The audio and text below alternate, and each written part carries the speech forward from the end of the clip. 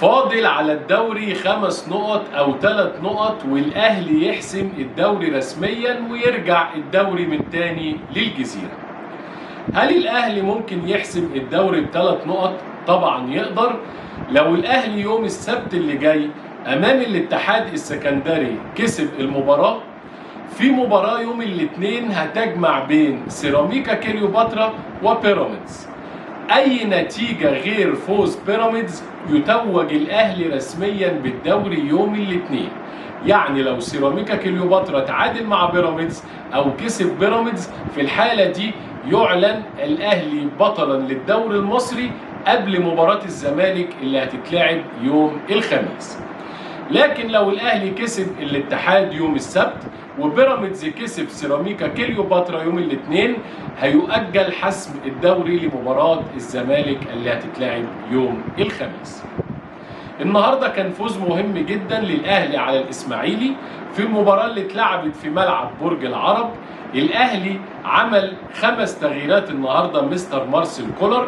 الفترة دي بيعمل روتيشن كتير وتدوير علشان الإجهاد اللي بدأ يصيب بعض اللاعبين. الأهلي الفترة الأخيرة بيلعب كل يومين مباراة، فما يقدرش مستر مارسيل كولر يثبت تشكيل، وإلا في الآخر اللعيبة هيبدأ في الإصابات العضلية وهيبدأ في الشد، والموضوع بالنسبة له هيحصل فيه مشكلة. علشان كده النهاردة عمل 5 تغييرات في التشكيل. بدأ بالشناوي في حراسة المرمى، خالد عبد الفتاح وعلي معلول، و2 في القلب رامي ربيعة ومحمد عبد المنعم، 3 في الوسط اليو ديانج ومروان عطية ومحمد مجدي قفشة، وثلاثي هجومي مكون من بيرسي تاو واحمد عبد القادر ومحمد شريف. الأهلي بصراحة كان الشوط الأول متفوق على الإسماعيلي في كل شيء. ضغط عالي الأهلي بيعمله، بيضغط بلاعب و2 و3 علشان يقدر يستخلص الكورة في أسرع وقت. هجمات وسيول من الهجمات على مرمى الإسماعيلي. بدأت بفرصة لمحمد شريف كانت اتلعبت ما بين أحمد عبد القادر وعلي معلول، اللي حطها لشريف في المنطقة ولف وشاطها قوية وأنقذها أحمد عادل عبد المنعم حارس الإسماعيلي. كان في ايضا فرصه مهمه جدا، الكوره اللي اتلعبت من مروان عطيه بوش رجله جميله لعبد القادر، عمل اوفرلاب على طول علي معلول، ولكن عبد القادر ضم للداخل ولعب كوره ار2 جميله جت في القائم والعارضه في نقطه الالتقاء ما بينهم. وكان اكتر من فرصه واكتر من عرضيه، سواء عن طريق خالد عبد الفتاح ناحيه اليمين او علي معلول ناحيه الشمال، ولكن ما بيتمش استغلالهم. زي ما اتكلمنا قبل كده، الاهلي محتاج فيرود يترجم العرضيات الكتيره اللي بتتلعب من الجانبين، ولكن بيتم للاسف اهدارها بكل سهوله. خلص الشوط الاول بالتعادل السلبي 0-0. نزل النادي الاهلي الشوط الثاني، بدأ يضغط مرة تانية علشان عايز يخلص المباراة، مش عايز يخش في تعادل تاني زي ما حصل في مباراة فيوتشر، وبالتالي أجل له حسم اللقب، لأن الأهلي من مصلحته إنه يحسم اللقب في أسرع وقت ممكن علشان يبدأ يدي اللاعبين راحة علشان يعرف يكمل المسيرة الفترة اللي جاية.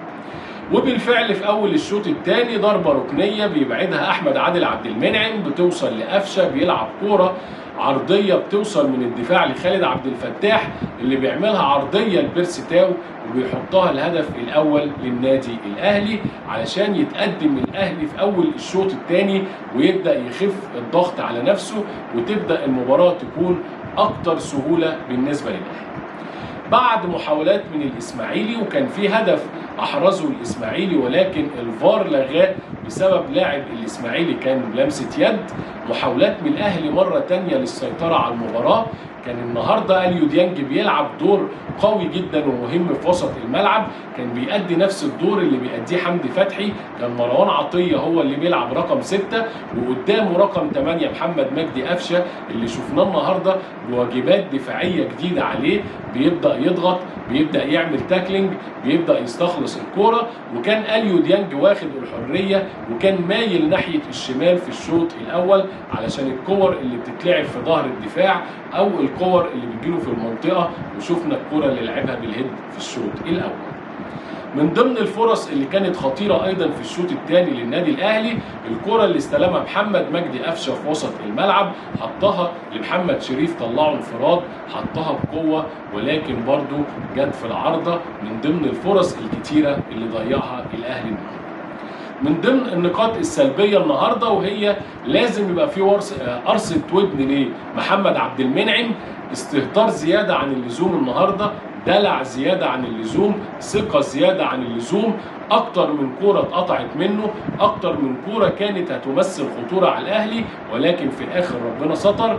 فلازم مستر كولر وكابتن سيد عبد الحفيظ يبداوا يتكلموا معاه علشان كور زي دي او اخطاء زي دي ممكن تكلف الاهلي كتير الفتره الجايه. شفنا تغييرات زي كريستو، زي محمد فخري، محمد هاني نزل بدل خالد عبد الفتاح اللي جات له اصابه عضليه، وايضا حسين الشحات شفناه النهارده عملوا بعض الخطوره وبعض النشاط. حسين الشحات وكريستو اللي محتاج وقت اطول الفتره الجايه علشان يبدا يبرز قدراته الهجوميه بشكل افضل. مليون مبروك للنادي الاهلي، فوز مهم جدا، خلاص 3 نقاط او 5 نقاط زي ما قلنا ويتوج الاهلي رسميا ببطولة الدوري ويرجع الدوري مرة تانية للجزيرة بعد غياب 2 سنين. كده النادي الاهلي بعد فوز النهارده على الاسماعيلي بيرفع رصيده ل 72 نقطة في الصدارة، وخلاص في الامتار الاخيرة لحسم لقب الدوري علشان يبدأ يدي راحات للعيبة الفترة الجاية، علشان اول ايفنت بالنسبة للنادي الاهلي هي مباراة الداخلية في كاس مصر اللي هتتلعب يوم 30/7. بالتوفيق للنادي الاهلي ومبروك للنادي الاهلي ولكل جماهير النادي الاهلي. في النهايه بحب اشكر حضراتكم، كان معكم عمرو مصطفى نسر الجزيره، ولو حضرتك بتتابعنا اول مره ما تنساش تدوس اشتراك في القناه وتفعل الجرس، والسلام عليكم ورحمه الله وبركاته.